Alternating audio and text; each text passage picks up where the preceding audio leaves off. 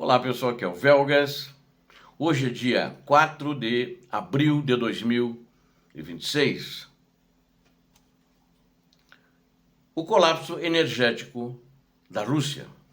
Isso é um fato que é grave para a Rússia, paralisa exportações, que é da onde vem o principal dinheiro para a guerra na Ucrânia. Independentemente de qualquer coisa, esse dinheiro está sendo em torno dos 100% que vem direcionados para o esforço de guerra. E é isso que a economia da Rússia está em parafuso. E neste vídeo nós vamos revelar como os ataques estratégicos de drones da Ucrânia conseguiram o impensável: paralisar os gigantescos oleodutos e portos da Rússia, com um quinto da capacidade de exportação russa fora de combate.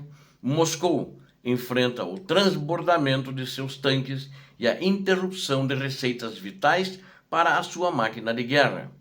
Vamos entender juntos aqui os números por trás dessa asfixia econômica, uma análise sobre isso que eu estou fazendo nesse trabalho, e o impacto global nos preços do petróleo. Inscreva-se. Aqui, você que gosta da verdade, não quer ouvir as lorotas propagadas por Moscou, mentirosas, venha conosco, inscreva-se. E também peço a todos, deixem o like, compartilhem e comentem. A Ucrânia está encontrando o caminho para derrotar a Rússia, derrotar o Kremlin e derrotar o seu ditador. Façam seus comentários. Obrigado. A infraestrutura energética da Rússia é o pilar central que financia a invasão contra a Ucrânia. Está enfrentando seu momento mais crítico desde o início do conflito. Aqueles contínuos e precisos ataques de drones ucranianos paralisaram elementos-chave do sistema de exportação, forçando o Kremlin a considerar cortes drásticos na produção de petróleo.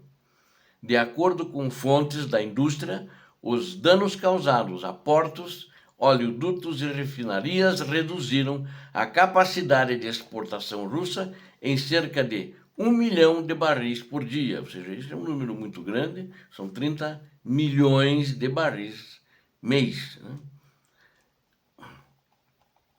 Esse volume representa 20% de toda a capacidade de exportação da Rússia. Um golpe severo para um dos maiores produtores mundiais de energia. A redução na oferta russa ocorre em um momento de extrema pressão nos mercados globais, exacerbada pelas instabilidades crescentes no Oriente Médio, que veio para, nesse aspecto do petróleo, aparentemente ia ajudar a Rússia. Acho que talvez ajude porque o preço subiu, mas como diminuiu a quantidade que eles estão exportando, e é muito grande, e diminuiu em 40% a capacidade deles de armazenar nos portos, que eu já relatei num outro vídeo, aí a coisa para eles está ficando muito difícil. Mesmo com o aumento do petróleo, eles acham que não vão conseguir suprir as necessidades militares deles. Analistas internacionais observam que a Ucrânia intensificou a campanha contra alvos econômicos russos já no último mês. Essa campanha já vem vindo desde o ano passado, mas agora principalmente intensificou muito mais, usando mais drones e usando os mísseis de fabricação própria, utilizando drones de longo alcance com eficácia sem precedentes. E eles viajam mais de 1.400, 500, 2.000 quilômetros dentro da Rússia sem serem incomodados. Centros de exportação fundamentais no Mar Báltico, como os terminais de Ust-Luga e Primorsk, tornaram-se alvos prioritários para as forças de defesa ucranianas. Só para... falei agora esses dias, anteontem, o terminal de Ust-Luga, um dos pontos de saída que é mais importante para o petróleo russo, foi forçado a suspender embarques após ataques que resultaram em incêndios devastadores. Paralisou totalmente, com as rotas, e ao Primorsk também, com as rotas de exportação bloqueadas e as refinarias internas operando com capacidade reduzida. Vimos aí em outro vídeo, no primeiro vídeo, que pegaram fogo também, os ucranianos incendiaram outras refinarias, aliás, tem feito todos os últimos dias aí, né? Então isso reduz muito a capacidade da Rússia. Não é só questão da exportação, mas em geral, inclusive para o mercado interno e para as Forças Armadas. A rede de oleodutos russa está sofrendo um efeito de congestionamento em massa. Os tanques de armazenamento em solo russo estão se enchendo rapidamente, atingindo níveis que colocam em risco a integridade de todo o sistema de transporte. Aí, porque não tem mais tanque para armazenar, diminuiu muito. Um tanque você não faz em uma semana, né? Para armazenar lá 30 mil litros, por exemplo, de combustível, não consegue fazer numa semana. A estatal Transneft, que opera mais de 80% dos oleodutos russos, já emitiu alertas internos de que não pode receber o volume total de petróleo programado para exportação. Sem ter para onde enviar o petróleo bruto, os produtores russos serão obrigados a reduzir a extração nos postos nos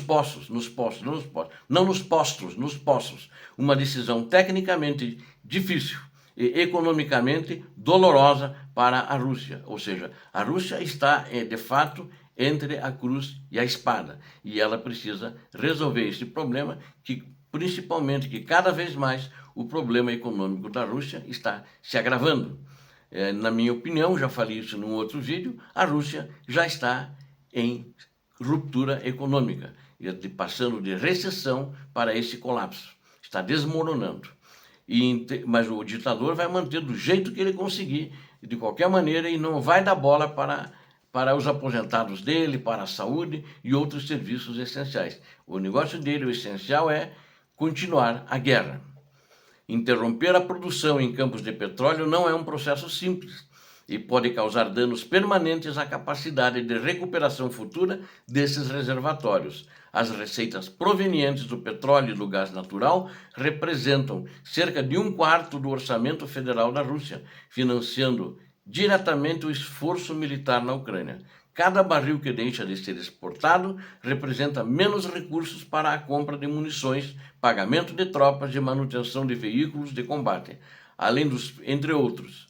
Além dos problemas no Báltico, o histórico oleoduto Druzhba, que atende a Hungria e a Eslováquia, permanece fora de serviço desde o início do ano. Essa combinação de fatores cria uma tempestade perfeita, que asfixia a economia russa, limitando as opções estratégicas do ditador Vladimir Putin. Dados da OPEP indicam que a produção russa estava um pouco mais de 9 milhões de barris por dia em fevereiro, mas esse número agora, com os novos ataques ucranianos, deve despencar em abril. Os cronogramas de carregamento para a primeira quinzena deste mês já estão incompletos e sujeitos a alterações constantes devido à incerteza sobre os reparos nas instalações. A Transneft e o Ministério da Energia da Rússia mantêm um silêncio oficial, mas o mercado de energia já precifica o risco de uma queda sustentada na oferta da Rússia. A estratégia ucraniana de atacar a logística profunda está provando ser tão eficaz quanto as vitórias no campo de batalha, pois ataca a origem do poder da Rússia. Kiev demonstrou que possui inteligência refinada para identificar os gargalos produtivos, que uma vez atingidos, geram um efeito cascata em toda a Federação Russa. Mesmo com os preços globais do petróleo em alta, a Rússia não consegue capitalizar plenamente essa valorização devido à incapacidade física de entregar o produto aos compradores. O isolamento econômico de Moscou é agravado pelo fato de que seus tanques de reserva para combustíveis, não foram projetados para suportar uma interrupção logística desse calibre por tanto tempo. E a Ucrânia, ao enfocar na infraestrutura de Ust-Luga e Primorsk, que são os maiores portos, cortou as veias principais que ligam o petróleo russo aos mercados internacionais através do Mar Báltico, que era a principal saída de exportação para eles. Este cenário de paralisia industrial mostra que a resiliência russa tem limites claros, especialmente quando a sua tecnologia de defesa aérea falha em proteger ativos críticos. A cada novo ataque de drone, a Ucrânia reafirma sua soberania, sua capacidade de ditar o ritmo econômico também, não só o ritmo da guerra, mas o ritmo econômico da guerra, forçando os russos a recuar. Moscou agora enfrenta um dilema: continuar uma guerra cara, enquanto sua principal fonte de renda é sistematicamente destruída por drones que custam uma fração do valor de um tanque e algumas inclusive destruídas pelos mísseis ucranianos, e que ela não tem capacidade defensiva para deter os ataques ucranianos. Para concluirmos, a paralisia do sistema de exportação de petróleo russo é prova de que a estratégia ucraniana de guerra econômica está vencendo. Ao transformar os portos do Mar Báltico em zonas de perigo e os oleodutos em depósitos inúteis, Kiev está cortando o fluxo de oxigênio financeiro de Moscou. Sem a capacidade de exportar seu principal produto, a Rússia entra em um ciclo de declínio produtivo, que terá consequências profundas para a sua estabilidade interna. A Ucrânia não está apenas defendendo o seu território, ela está desmantelando, peça por peça, o império energético que sustenta a tirania dessa ditadura russa. Obrigado a vocês que assistiram este vídeo, conto com vocês, inscrevam-se, deem um like, compartilhem com suas redes sociais e façam seus comentários. Peço a Deus que abençoe a todos vocês, que abençoe a Ucrânia e abençoe o Brasil. Paz e bem, paz para toda a humanidade.